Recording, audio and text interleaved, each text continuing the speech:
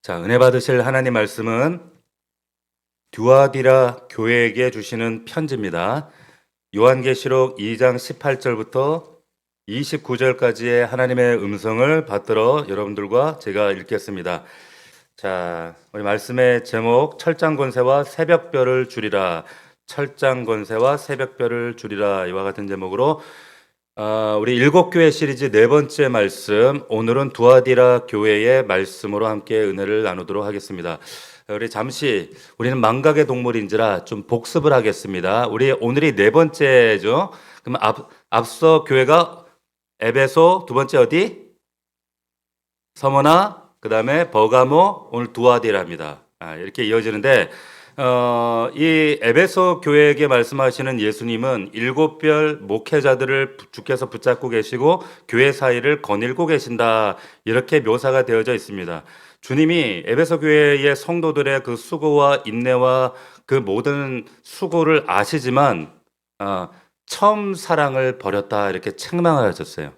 처음 사랑을 버렸다. 어디서 떨어졌는지를 생각하고 회개하여 처음 믿었던, 그러면 처음 사랑을 회복해라 그래야 할 텐데 그게 아니라 처음 행위를 회복하라, 이렇게 말씀하셨습니다. 행함이 없는 믿음이 죽은 것처럼 행함이 없는 사랑은 사랑이 아니라 공허한 그냥 울림이죠.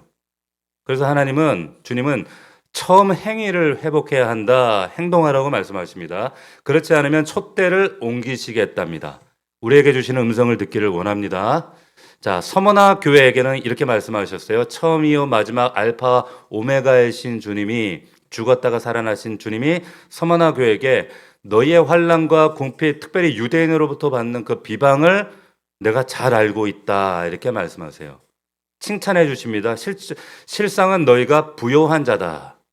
부요한 교회라고. 우리 교회가 이런 칭찬 듣기를 주의 이름으로 축복합니다. 아멘. 자, 책망이 없었어요. 유일하게 책망받지 않은 교회가 두 교회, 어디?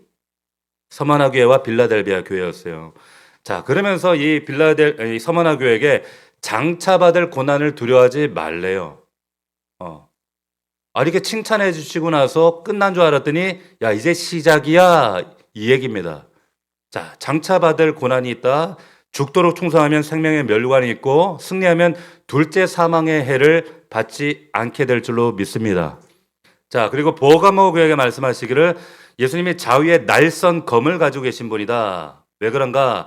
그 로마 그 황제의 압제와 그 권세 가운데 정말 이루 말할 수 없는 고통 가운데는 교회를 향해서 그런 적대적 환경 가운데 진짜 심판과 권세를 가지신 분은 예수다 말씀하시는 거예요.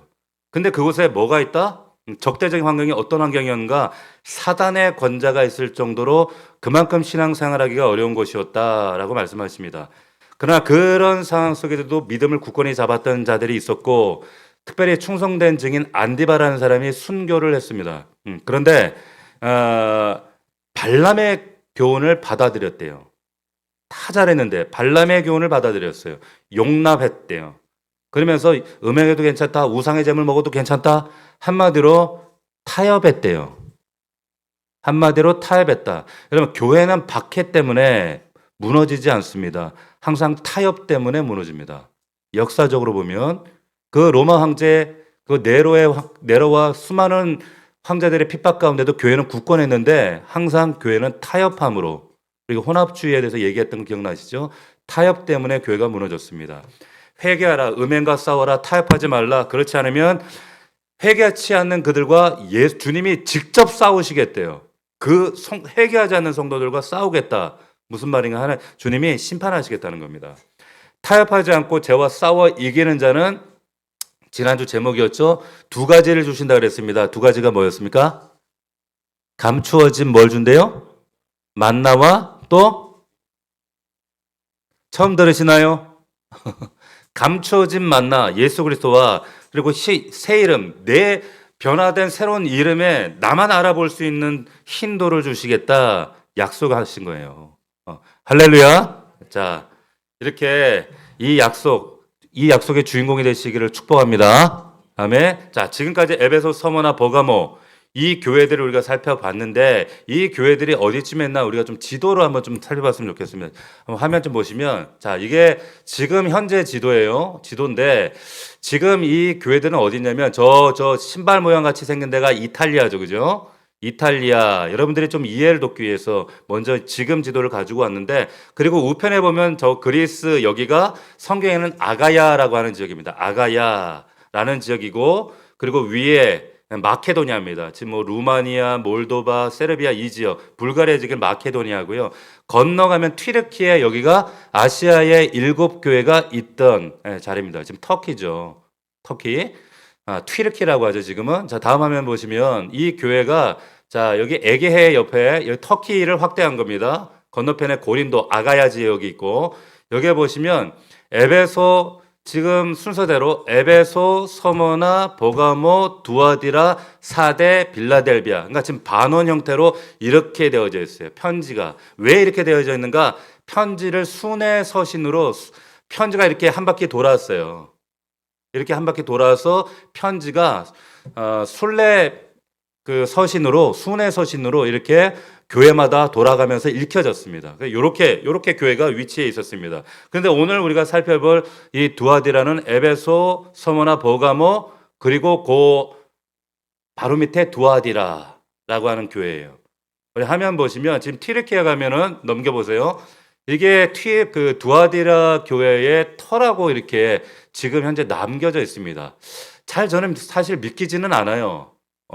왜냐하면 대부분 그때는 누구누구 집에 모였는데 뭐 특수한 상황이었을까 아니면 그때 모였던 누군가의 집이었는지는 모르겠지만 이 지금 현재 두아디라 교회라고 하는 터가 현재도 남아 있고 지금 교회들이 저런 모양으로 터들이 다 있습니다. 남겨져 있다고 하는 거죠. 이 두아디라 교회 하면 여러분들이 그 친숙하게 기억할 수 있는 인물이 누구냐면 루디아 사도 바울이 전도여행 가운데 그 자주색 옷감 장사 루디아를 만났잖아요. 빌립보 교회 세울 때 그 루디아가 여기 두아디라 출신입니다. 루디아는 여러분 사람 이름이 아니에요. 아시죠? 루디아는 그냥 출신 지역이에요. 루디아에서 온 이 옷감 파는 여자다. 이래서 그렇게 불렀던 겁니다. 그러니까 우리식으로 말하면 우리 옛날에 그 이제 시집 온 새댁들이 그 친정집 그 동네 지역을 따가지고 그랬잖아요. 안동댁, 뭐 여주댁, 뭐 부산댁, 그러죠? 뭐 춘천댁, 순천댁 이렇게 불렀잖아요. 이렇게 부른 거하고 똑같은 거예요. 루디아는 사람 이름이 아니다. 그래서 이 자주색, 염색업을 하던 이 두아디라였는데, 그러니까 여기에는 그러니까 봉제업, 의류업이 굉장히 번영을 했어요. 그러니까 당연히 상업 조합이 발달했을 것이고 소위 말하는 우리가 세계사 시간에 배웠던 길드라는 상업 조합이 발달을 하면서 여기에 이제 정치인들에게 정치 자금 대주고 그리고 그들에게 이권을 이제 보호받는 이런 이 길드와 이 정치인들 사이에 악어와 악어새 같은 공생 관계가 있었어요. 우리 여러분 그 세월호 사건 때 나중에 이면을 들춰보니까 그런 사건이 있었잖아요. 그 해수부의 산하 기관들하고 그 세월호 그 배 회사하고 다 이권이 연결되어 있는 거예요. 그래가지고 그때 나왔던 신조어가 뭐였습니까? 해피야 들어보셨어요?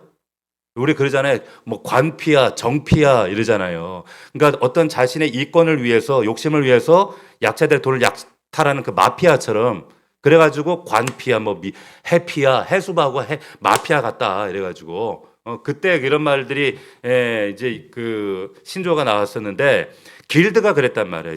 그 상업 조합이. 그러니까 여기에 가입하지 않으면 서로 거래가 안 됩니다. 이때 당시에는 이 길드의 상인으로 가입을 하려면 가이사, 황제 가이사는 우리의 주인입니다라는 이 고백을 해야 가입이 되어졌어요. 거래가 안 돼요. 그러니까 이 그리스도인들이 얼마나 그때 핍박을 많이 당했겠어요. 절대 그걸 거부하는 그리스도인들은. 그러니까 잘 보세요. 지금 우리가 인터넷에도 보면 어떤 우리 그 사이트에 가입을 하려면 뭘 해야 돼요? 회원 가입을 하죠. 회원 가입을 하려면 동의 절차를 거칩니다. 이 회사의 가치와 약관과 이들의 정신에 나도 동의합니다. 읽어보지도 않고 동의를 해야 이게 우리가 어떤 정체성을 명명을 부여받습니다. 그리고 이제 가입이 되어지고 활동할 수 있단 말이에요. 그러니까 가이사는 나의 주인입니다. 이 고백만 다를 뿐이지 원리나 내용은 똑같아요. 제가 왜 이 말씀을 드리는가? 앞으로 신앙생활이 하기가 어려워지는 핍박의 시대가 만약에 닥치게 될 때에 이런 부분을 가지고 우리의 믿음을 흔들 수 있다는 얘기입니다. 마지막 때 그런 날이 온다는 거예요. 자, 그런데 자, 에베소에는 아데미 신전이 있었고 또 서머나 거기에는 제우스가 있었고, 근데 여기 두아디라 이 지역에는 어떤 신이 주신이었는가? 아폴로라고 하는 신이 주신이었어요. 아폴로가 누구냐면 그리스 신화의 12신의 그 제우스의 아들입니다. 사진을 보시면 한번 보세요. 이 남자예요. 이 사람이 아주 그냥 몸매가 아주 그냥 헬스장을 열심히 다니는 몸매인데 아폴로입니다. 제우스의 아들. 이게 이 아폴로 신이 태양의 신, 광명의 신으로 이렇게 섬기는 겁니다. 제우스의 아들. 근데 이 제우스의 아들 아폴로 그 지역을 향하여 예수님께서 말씀하시는데 오늘 말씀 보니까 그래서 이렇게 말씀하시는 거예요. 잘 보세요. 18절을 다시 보십시오. 자, 두아디라 편지하라. 그 눈이 불꽃 같고 그 발이 빛난 주석 같은 하나님의 아들이 이르시되. 자, 주님이 광명이시라고 얘기하시는 거예요. 왜 지금 이렇게 얘기하시는지 아시겠어요?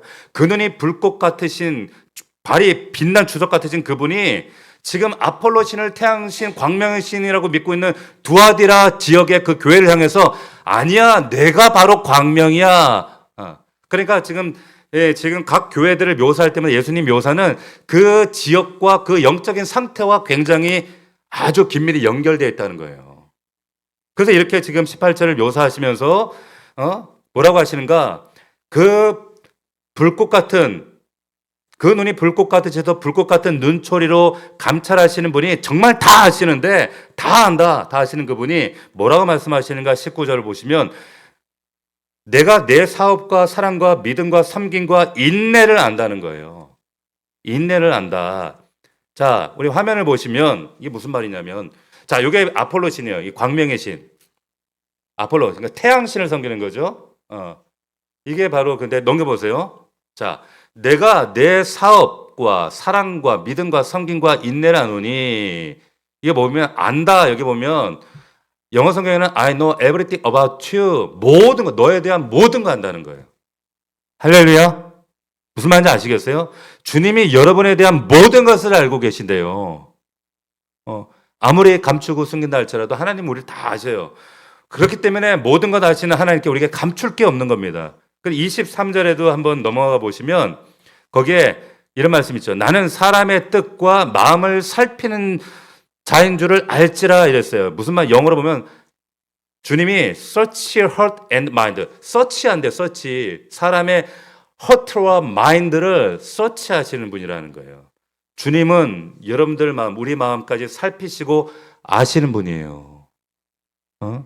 주님이 다 아십니다. 이 사실이 한편으로는 감사하고 한편으로는 두렵기도 한 거예요.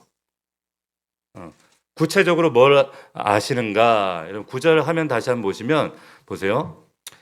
아니 앞에 거요. 내가 내 사업과 사랑과 믿음과 섬김과 인내. 근데 여기 보시면 인내를 아노니 내 나중 행위가 천국보다 낫다. 그런데 여기 보세요. 이 사업이 뭐 교회가 무슨 복지 사업을 했나 그런 의미가 아니에요. 사업이라고 하는 말은 엘곤. 그리고 뒤에 나오는 그 나중 행위도 엘곤 같은 단어입니다. 같은 단어예요. 그러니까 이게 정확하게 뭐냐면 그냥 워크예요. 워크, 일, 사업입니다. 쉽게 얘기하면 이런 겁니다. 나는 다시 번역해 드릴게요. 나는 내 행위, 즉 사랑과 믿음과 성인과 인내를 아노니 내 나중 행위가 천국보다 많다 이 얘기예요. 이해가 되시나요? 그러니까 처음에도 내가 내 행위를 안다는 거. 근데 구체적으로 그게 뭐냐? 사랑, 믿음, 섬김, 인내고. 근데 그게 나중 게 더 많다는 거예요. 자, 그러니까 내 나중 행위가 처음 것보다 많도다. 이거 딱 어디서 많이 들어본 것 같지 않아요? 어느 교회가 딱 떠올라야 되는데. 일부 때는 맞춘 분이 있었는데. 어느 교회가 딱 떠올라야 돼요? 예? 에베소 교회하고 대조가 되잖아요. 에베소 교회. 에베소 교회가 처음 행위를 벌였다고 해서 혼났잖아요. 그래서 두아디라 교회는 근데 오히려 나중 행위가 더 많았다라고 하나님 주님 칭찬하시는 겁니다. 너의 나중 행위가 처음 것보다 많도다. 너가 하고 있는 지금 이 행위, 사랑, 믿음, 섬김, 인내가 처음보다 점점점 많아진대요. 한마디로 말해서 두아디라 교회는 점점점 나아지는 교회입니다. 할렐루야. 점점점 성장하는 교회입니다. 아멘. 점점점 나아지는 성도 되시기를 축원합니다. 신앙은 성장하고 진보해야 되는 거예요. 1년 전이나 지금이나 예전이나 똑같으시면 안 돼요. 나아지셔야 됩니다. 우리 교회가 해가 거듭할수록 더 진보하고 성장하는 우리 성도들 되기를 주의 이름으로 축원합니다. 옆 사람에게 점점 좋아지고 있습니까? 시작. 뒤에도 한번 물어보세요. 저 뒤에도. 점점 좋아지고 있어요? 점점 성숙하고 있습니까? 영적으로 점점 성장하셔야 돼요. 우리가 인격적으로도 잘하려면 애를 쓰잖아요. 훈육도 하고 학교도 보내고 학원도 보내고 사람도 만나게 하는 것처럼 신앙도 노력하셔야 됩니다. 애쓰셔야 돼요. 저절로 되지 않아요. 자, 그런데 책망할 일이 있대요. 20절을 보십시오. 그러나 내게 책망할 일이 있노라. 자칭 선지자라 하는 여자 이세벨을 내가 여기도 또 용납했대. 또 용납했다는 거예요. 이세벨이 누구예요? 아합 왕의 역사상 가장 악한 왕이었던 아합 왕, 엉터리 왕의 아내예요. 아합의. 예? 아버지가 이세벨의 아버지가 엣발. 이름에 바알이 있어요. 무슨 말이냐면 임마누엘하고 똑같은 의미예요. 바알이 우리와 함께 하신다 이런 뜻입니다.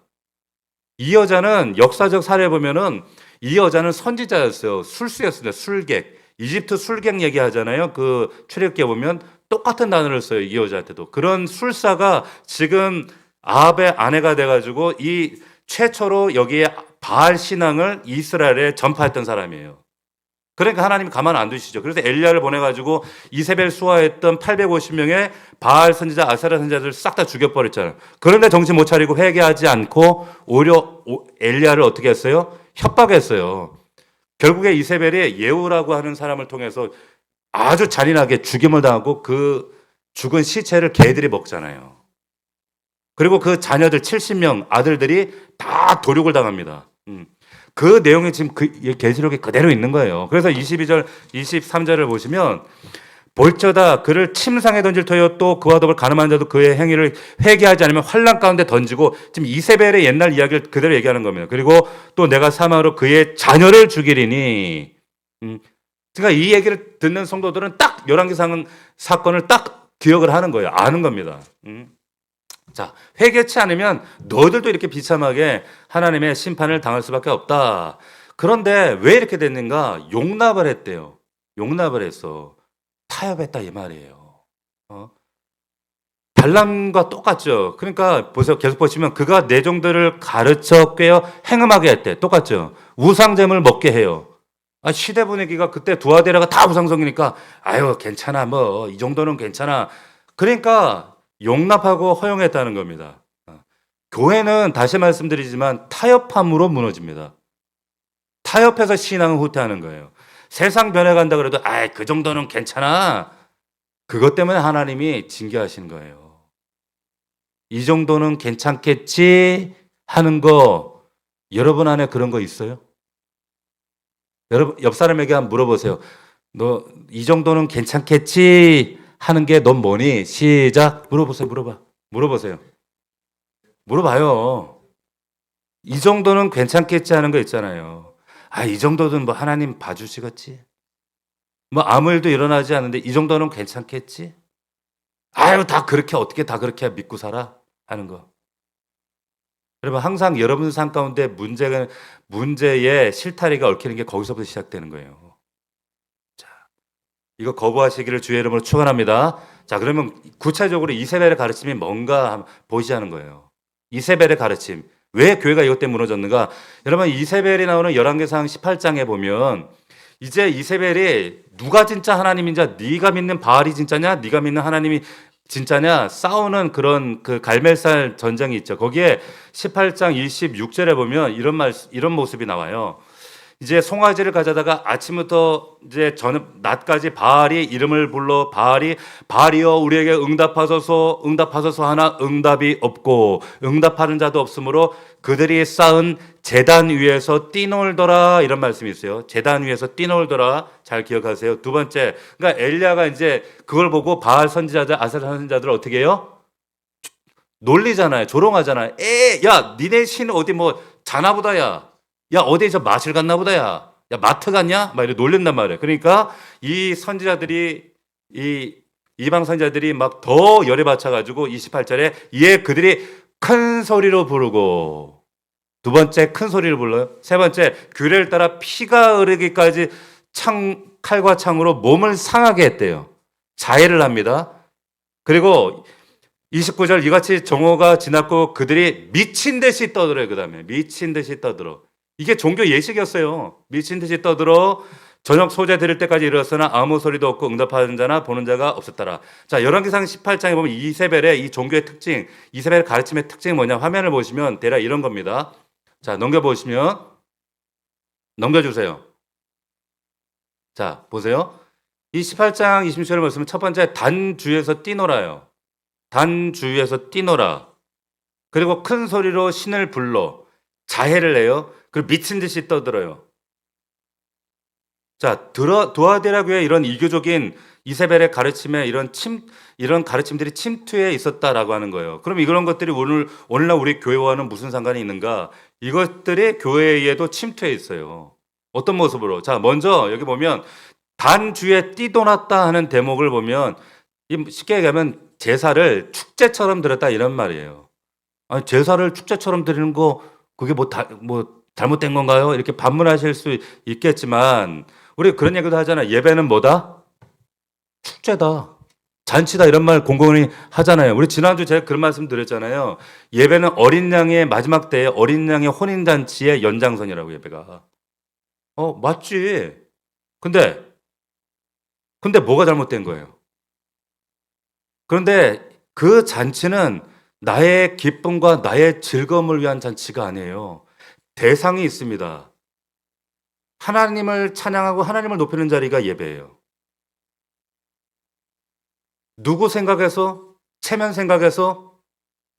우리 성도들이 착각하는 게 있어요. 뭐냐면 예배는 내가 즐겁고 내가 기쁘고 내가 위로받는 시간이 되어야 된다 이렇게 한국교회 성도들이 생각을 합니다. 그래서 예배 시간에 뭐 나를 즐겁게 해줄 밴드를 동원하고 멀티미디어를 동원하고 지루하지 않아야 된다. 안 졸아야 된다. 지루하지 않아야 된다. 근데 언제부턴가 교회가 현대교회가 이런 회중들의 니즈를 맞춰가기 시작했던 겁니다. 그러니까 예배는 여러분들 즐겁게 하고 위로하고 여러분들 귀를 시원하게 해주고 기쁨을 주기 위해서 하나님이 여러분들이 허락하신 게 아니라는 거예요. 여러분 예배는 때때로 예배 시간을 통해서 우리의 죄가 드러나므로 얼굴이 화끈거리고 때때로 예배 시간을 통해서 하나님 말씀을 깨닫고 통회하고 자복하는 역사가 일어나고 때때로 예배 시간에 너무나도 초라하고 못난 내 자신의 실상이 드러나서 그런데 반대로 그 크신 하나님의 어미로움이 나타나므로 그 앞에 압도되어져서 정말 숨도 쉬지도 못할 만큼 압도되어지는 은혜 앞에 그 압도되는 경외감을 느끼시는 자리가 예배예요. 할렐루야. 그 예배 무슨 잔치 예배가 그래서 돌잔치를 같이 생각하시는 분들이 있어요. 예배를 돌잔치 가면은 돌잔치의 주인공이 누구예요? 1살짜리 애가 그가 주인공인데 애는 안에서 와 빽빽거리고 울고 앉고 밖에서는 술 마시고 술판 벌어져. 그게 무슨 아이를 위한 잔치예요? 그러니까 청중 비 맞추기 위해서 예배 시간에 돌잔치 하는 것처럼 교회 예배를 이벤트화하는 거예요. 이런 이벤트, 이런 교회들의 모습이 바로 이세벨의 가르침이다 말씀하고 있는 겁니다. 여러분 오해하시면 안 돼요. 여러분 교회에서 드럼을 칠 건가 말 건가 이게 중요한 게 아니라 드럼을 왜 치느냐가 중요한 거예요. 왜 세련된 복음성가 찬양, 모르는 찬양을 왜 자꾸 불러서 왜 자꾸 CCM을 불러 찬송가를 부르지 않고 여러분 이런 새로운 노래를 부르는 게 성도들의 어떤 귀를 업데이트 해주기 위해서 새로운 노래를 부르는 게 아니에요.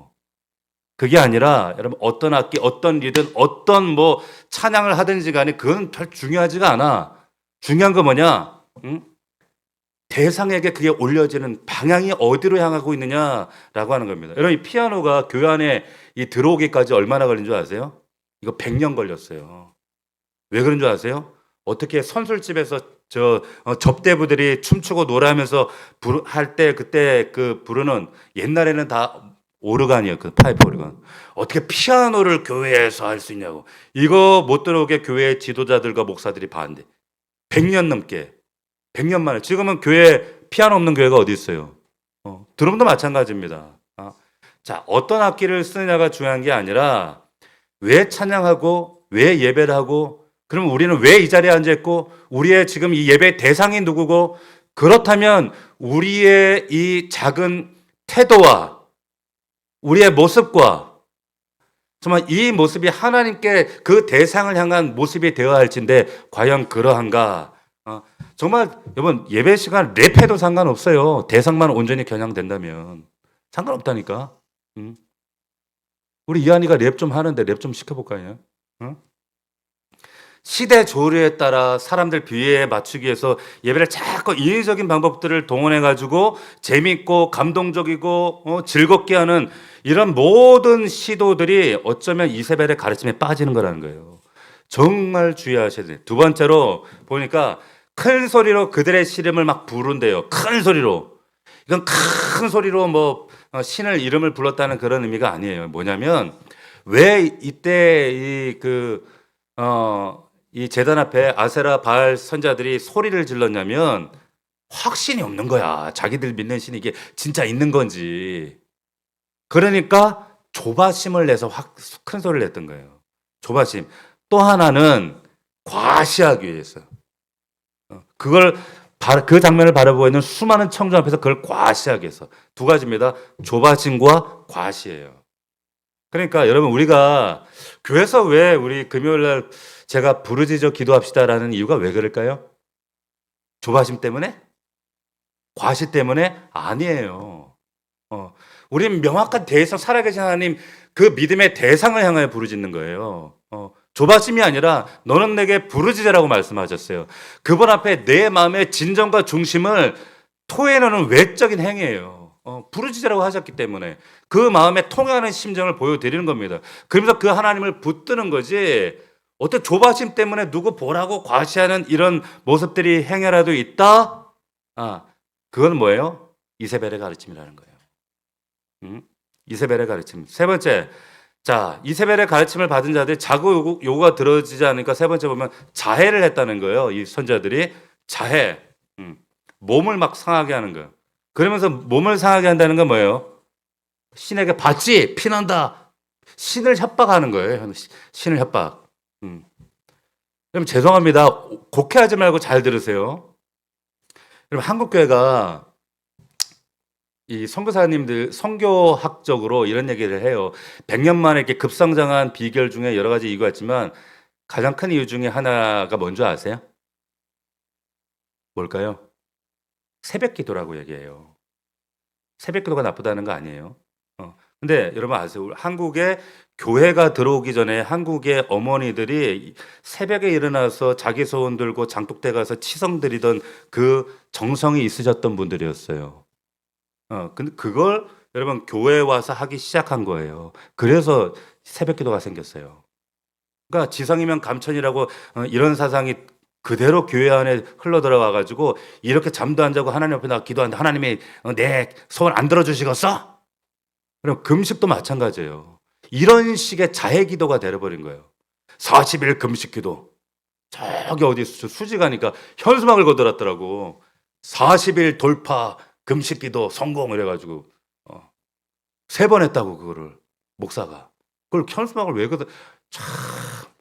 그러니까 뭐 40일, 100일, 1000일 기도 그게 작전 기도 그거 다 불교에서 온 겁니다. 기도가 나쁘다는 게 아니에요. 또 이제 나 새벽 기도 안 하는데 야 그래 역시 나 안 하기 잘해 그러라고 하는 게 아니에요. 기도는 주님 분명 말씀하 평생 항상 기도하라고 하셨죠. 근데 제가 말씀드리고 싶은 것은 잘 들으세요. 그렇게 자해를 해서라도 그 절대자를 신에게 뭔가 내 욕망과 내 욕심을 쟁취하려는 그게 이세벨의 가르침이라는 거예요. 그런 식으로 성도를 북돋우는 것도 여러분 이거는 이세벨의 가르침이에요. 여러분 보면 진짜 한국교회 없어져야 될 것 중 하나가 1000번째 기도 이런 거. 여러분 1000번째란 건 1000번의 기도가 아니에요. 1000마리의 번제예요. 근데 이거를 1, 2, 3, 4, 5번 1000번 해가지고 1000번의 제사. 그래서 1000번 동안 헌금 내래. 이거 한국교회 없어져야 돼요. 그러니까 이게 다 이세벨의 가르침이다라고 하는 겁니다. 네 번째 보시면 미친 듯이 떠들었대. 미친 듯이 뭐냐? 이게 나바라고 하는 건데 예언입니다. 근데 미친 예언이란 뜻이에요. 미친 예언. 자, 제가 예언이란 말씀 분명히 자주 드렸어요. 혹여나 높아심에 여기 어디 뭐 예언자가 있대, 용한 분이 있대, 가지 말라고 제발. 예언이라고 하는 것은 성경에서 말한 예언은 뭐냐면 하나님의 도우심을 힘입어서 성경을 잘 이해할 수 있도록 풀어서 해석해서 설명해서 말씀을 전달하는 것을 예언이라고, 그걸 전달하는 사람을 예언자, 나비라고 합니다. 아시겠어요? 그러니까 여기 나오는 이 미친 이 소리 떠들었다는 말은 이건 잘못된 떠드는 예언이라는, 그냥 횡설수설하는 예언이라는 거예요. 뭐 자기가 뭐 특별히 개인적으로 계시적으로 예언을 받았다, 뭐 투시의 은사를 받았다 해가지고 따라 뭐 이러면서 막 점쟁이 짓 하고 이런 거. 근데 가가지고 또 용하다고 가가지고 머리 디밀고 그런 거 하지 마시라는 거예요. 다 가짜야. 그러면서 그 사람의 상처를 후벼 파고 옛날의 과거를 들춰가지고 마치 예언하는 것처럼. 과거에 그런 거 좀 다녀보신 분이 계시죠? 그러면 안 돼요. 속지 마십시오. 이세벨의 가르침이다. 자, 그래서 이세벨이 이 선자에게 회개할 기회를 주셨대, 성경에 보니까. 근데 회개하지 않아요. 주님이 어떻게 하시는가? 무서운 얘기입니다. 22절 우리 같이 볼까요? 같이 읽어봅시다. 시작. 볼지어다 내가 그를 침상에 던질 터요 또 그와 더불어 가늠한 자들도 만일 그의 행위를 회개하지 않으면 큰 환난 가운데 던진다. 보세요. 자, 우리 하나님이, 주님이 유머 감각이 있으셔요. 왜? 볼지어다 내가 그를 침상에 던진대. 침상, 음행하던 침상에 아예 던져버린대. 침상이 병상된다 이 말이에요. 너 행음하던 그 장소가 너 심판받는 장소가 된다. 우리 주님이 되게 유머 센스가 있으시다니까. 예? 제가 그 아르헨티나의 루이스 뭐 어떤 이름 긴 목사님이 계시는데 이분 간증이 참 인상 깊었던 게 뭐냐면 어머니하고 누나가 불에 타 죽어서 이분이 목사가 된 분이에요. 왜 그랬냐면 아르헨티나가 그 선교사님들 말씀으로 하면 굉장히 음란한 나라입니다. 굉장히 필리핀도 그렇고 굉장히 음란한 그런 나라인데 그 엄마하고 누님이 예수 믿기 전에 자신이 목사가 되기 전에 그렇게 좀 세상으로 불나방이었대. 그리고 낮이고 밤이고 이렇게 나이트클럽을 다니는데 나이트클럽에 그 이제 불법 나이트클럽에 경찰들 들이닥치 못하도록 문을 걸어 잠그고 안에서 이제 노는 광란의 파티가 벌어졌는데 불꽃놀이 하다가 불이 천장에 타가지고 불이 나가지고 200명이 죽었어요. 그게 유세도 아주 대서특필된 적이 있습니다. 그때 하나님 앞에 돌아와서 목사가 되신 분인데 이분이 그러는 거예요. 죄악의 장소가 심판의 장소가 됐다고. 그런 겁니다. 두아데라고 해라 그랬어요. 그래서 보세요. 그런데 이 나쁜 이 이세벨뿐만 아니라 22절을 잘 보시면 자, 그와 더불어 가늠하는 자들도 만일 그의 행위를 회개하지 않으면 환난 가운데 던진대요. 하나님이 계속 참지만은 않으시죠. 깨닫게 하시죠. 그러니까 이세벨 게임에 빠져서 에이 뭐 그 정도는 괜찮지 뭐 두아데라 사람들 다 아는데 남들 다 아는데 그 시대가 얼마나 음란했어요. 그러니까 보세요. 또 내가 사망으로 그의 자녀까지 죽였다는 거예요. 억울하잖아요. 이 두아데라 사람들. 우리는 이세벨한테 속은 거밖에 없습니다. 왜 이렇게 가혹하십니까? 우리는 지금 이세벨이 나쁘지 이세벨이 선지자라고 그래서 그냥 우리는 들었던 것뿐인데 따랐을 뿐입니다. 시대가 그런 겁니다. 우리만 이렇게 지금 흥청망청합니까? 잘 들으세요. 그러면 속은 사람도 똑같습니다. 왜 미혹되죠? 야고보서 1장 14절은 말하죠. 오직 각 사람이 시험을 받는 것은 자기의 욕심에 끌려 미혹됨이니. 자기 욕심 때문에 자기 속에 그런 거 있기 때문에 미혹되는 거예요. 사기꾼이 세상에 많다고 다 사기당하나요? 자기 안에 그 물질에 대한 욕심이 있기 때문에 사기당하는 거예요.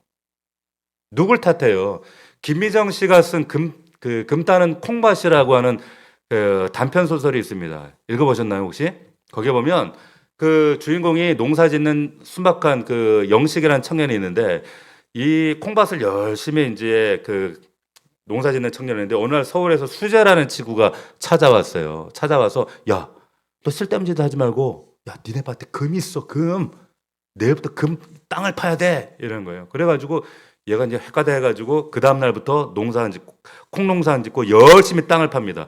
열심히 땅을 파기 시작해 콩밭을 다 파헤쳤어. 동네 어른들이 와가지고 너 이제 뭐 하는 거냐? 성실하게 그 농사를 짓고 살아야지 이게 뜬구름 잡냐 이러면서 막 아랑곳하지 않고. 근데 아무리 파도 금이 안 나오는 거예요. 아무리 파도 가을이 돼서 이제 초조해지기 시작하는 거야. 이제 삶이 점점 생활도 궁핍해지고 돈도 떨어지고 불안해요. 근데 어느 날 이제 친구가 와서 야 이거 봐. 딱 보는데 누런 흙이 나오는 거야. 황토가 나온 거야. 황토. 근데 황토가 금맥이래. 이게 금맥일 거라는 거야. 그러니까 속인 거죠. 조금만 더 파면 된다고. 그리고는 그날 밤 돈 가지고 날랐어요. 자, 영식이 나중에 이 친구 때문에 내가 이렇게 망했다고. 이 친구 때문이라고. 이 친구 때문에요? 아니죠. 자기 문제예요. 자기 문제. 예. 여러분 욕심이 잉태하는 건 내가 잉태하는 거예요. 내가 잉태시키는 거예요.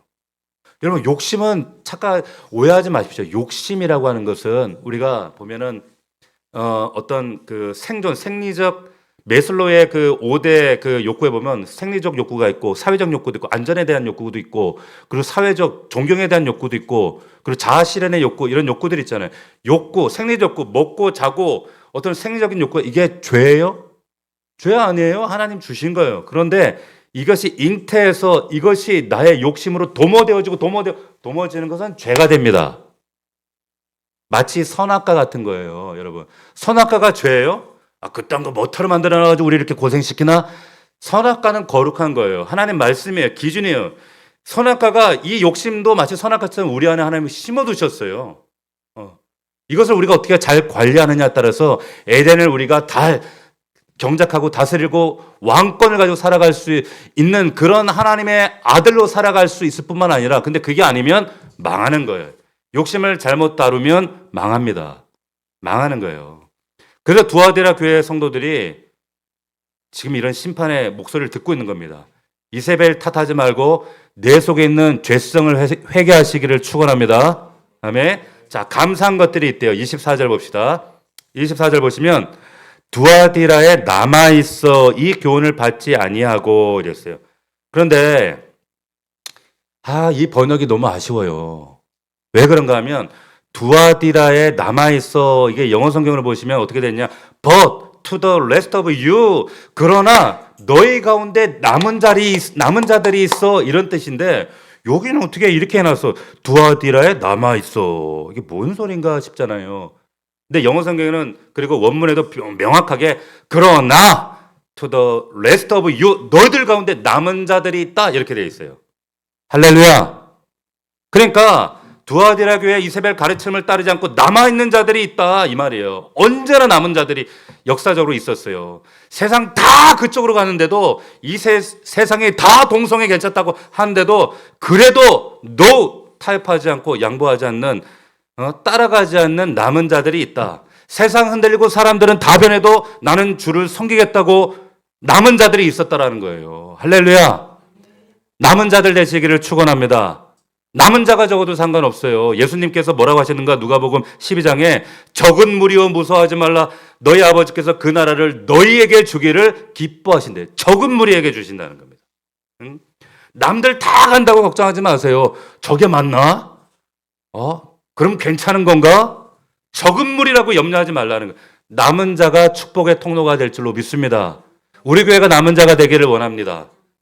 여러분 직장에서 학교에서 일터에서 여러분들이 남은 자가 되시기를 주님의 이름으로 축원합니다. 자, 24절 또 보니까 기가 막힌 얘기를 해요. 소위 사탄의 깊은 것을 알지 못하는 너희에게 말하노니 이렇게 얘기를 합니다. 무슨 말이냐면 악한 것은 몰라도 된대. 무슨 말이냐면 소위 남은 자들이 교훈을 받지 아니하고 소위 사탄의 깊은 것을 알지 못하는 자라는 거예요. 이 남은 자들은 사탄의 깊은 것을 알지 못하는 자래. 우리 로마서에 보면 아주 기가 막힌 말씀이 있죠. 선한 데 지혜롭고 악한 데는 미련한 것이 좋습니다. 아멘? 남은 자들은 사탄의 깊은 것을 잘 모른대요. 제 얘기 하나 또 할게요. 예전에 제가 어떤 교회에서 제가 사역하고 있을 때, 그 아동부 교사가, 이 집사가 주일만 되면 이제 아이들 이제 교사라고 오는데 술 냄새가 나는 거야. 주일만 되면. 그래도 얼마나 기특한 게 그렇게 이 정도 술 냄새가 나면 전날 이거 늦은 시간까지 이거 먹었다는 얘긴데. 근데도 교회에 와서 앉아있고 또 교사를 하겠다고. 한 번도 안 빠져. 또 그게 이뻐. 이뻐가지고 제가 그래도 이뻐하고 좀만 줄여라 이러고 있는데 제가 참다 어느 날은 불렀어요. 불러가지고 너 좀 토요일 날 술 좀 줄여. 집사, 너 그러면 안 돼요. 애들이 술 냄새 맡고 너 뭐라고 생각하겠니? 그러면서 내가 좀 이렇게 혼을 했더니 이 친구가 또 이제 얼굴이 벌게가지고 죄송합니다 막 그러는데 뭐라고 하냐면은 이제 자기는 이제 웃자고 하는 얘기인데 목사님 그래도 세상을 좀 알려면 또 그래도 가야지 세상을 압니다. 죄를 이기려면 그런데 또 가봐야 됩니다. 농담으로 한 얘기인데 제가 하마터면 목사가 사람 때릴 뻔했어요. 사람 칠 뻔했어 그때. 혼냈지. 보세요. 제 일본의 어떤 선교사님이 일본에 선교 갔는데 이분이 도박 중독자가 됐어요. 아니 선교 갔는데 왜 도박 중독자가 되냐고 했더니 일본 사람들이 왜 그렇게 빠진코에 빠졌는지 자기가 알아내기 위해서 그래서 시작해서 중독이 됐다는 거예요. 말 같지 않은 소리를 하는 거죠. 그러니까 선한데 지혜롭고 악한데 미련한 게 하나님 뜻이에요. 좋은 것은 알아야 되지만 나쁜 것은 여러분 무지한 게 낫습니다. 호랑이 잡으려면 그래서 호랑이 굴로 들어간다. 그러면 죄인들하고 놀아. 그런데 호랑이하고 놀다가 잡혀 먹어요. 죽는다니까. 깨닫기를 주의 이름으로 축원합니다. 그래서 다른 짐으로 24절에 다른 짐으로 너에게 지울 것이 없고 다만 너에게 있는 것을 내가 올 때까지 굳게 잡으라. 이미 주께서 알려주신 것을 굳게 잡기를 주의 이름으로 축원합니다. 그러면 약속이 있어요. 26절. 이기는 자와 끝까지 내일을 지키는 그에게 만국을 다스리는 권세를 주신답니다. 할렐루야. 이 권세를 일컬어 철장 권세라 그래요. 하나님 주신 권세. 이런 사람 옆에 가면 기운이 느껴집니다. 하나님의 은혜가 요셉의 형통이 이래요. 하나님 역사하십니다. 근데 철장 권세만 아니라 28절 보십시오. 또 내가 또 그에게 뭘 주리라? 뭘 주리라? 새벽별을 주리라. 새벽별이 뭔가? 근데 새벽별을 준다 해놓고는 이게 새벽별이 뭔지는 또 설명을 안 해놨네? 새벽별을 주리라. 두아디라 교회 편지 끝나버렸어. 근데 이 두아디라 교회에게 이 새벽별이 뭔지는 설명을 안 해주시다가 요한계시록을 끝까지 다 읽으면 요한계시록 22장인데 마지막에 가서 이걸 설명하십니다. 22장 16절 그때 가서 이렇게 말씀하십니다. 한번 찾아봅시다. 계시록 22장 16절입니다. 다 찾으시고 아주 중요한 말씀이니까 우리 같이 한번 찾아서 선포하겠습니다. 같이 읽겠습니다. 시작. 나 예수는 교회들을 위하여 내 사자들을 보내어 이것들을 너에게 증언하게 하노라. 나는 다윗의 뿌리요 자손이니 곧 광명한 새벽별이라. 할렐루야. 새벽별을 주리라. 예수님 자신을 주신다 이 말이에요. 아멘. 끝까지 견디는 자, 주님 오실 때까지 끝까지 지키는 자에게 결국 주님이 최고의 상급으로 뭘 주느냐? 누굴 주느냐? 누굴 주세요? 예수님 자신 주신다는 거예요. 자신을. 여러분 이스라엘 12지파 가운데 가장 복받은 지파가 누군지 아세요? 우리 말씀 나누는데 레위 지파입니다. 왜? 다른 모든 지파는 땅을 받았어요. 기업으로. 나할라. 저거 나할라요. 기억나시죠? 받았잖아요. 근데 레위 지파는 이 기업으로 뭘 받았어요? 하나님을 기업으로 받았다고 돼 있어요. 하나님을 기업으로. 그래서 레위 지파가 하나님을 기업으로 받았다. 여러분 예수 진짜 제대로 믿으면 이 땅에서 짜자는 거 받는 게 아니라 예수님을 상급으로 받습니다. 할렐루야. 무슨 말이냐면 다 받은 거예요, 그러면. 주님 오실 때까지 정말 여러분들이 믿음의 길, 인내의 길, 정말 신앙생활, 신념생활이 아니라 종교생활이 아니라 제대로 신앙생활하면 최고의 복이 뭐냐? 이 길 끝에서 우리 주님 만나게 될 줄로 믿습니다. 영광의 주님 이 길 끝에서 만나게 될 줄로 믿습니다. 주님 다시 오실 때까지. 이 길을 가다가 이 길 끝에서 영광의 주님 만나는 더 넘치는 교회, 이 자리에 여러분들 모두 되시기를 주의 이름으로 축복합니다. 축원합니다. 기도하겠습니다. 아버지 하나님 감사합니다. 두아디라 교회에게 허락하신 이 놀라운 철장 권세와 새벽별을 주시는 이 약속, 하나님 힘들지만 수많은 핍박이 있지만 끝까지 세상과 타협하지 아니하며 이세벨의 가르침을 용납하지 아니하며 끝까지 인내하여 이기는 자가 되어서 정말로 하나님 기뻐하시는 하나님의 사람들, 예수를 나의 상급으로 얻는 우리 더 넘치는 교회 믿음의 성도들이 될 수 있도록 축복하여 주시옵소서. 감사드렸고 예수님의 이름으로 기도하옵나이다. 아멘.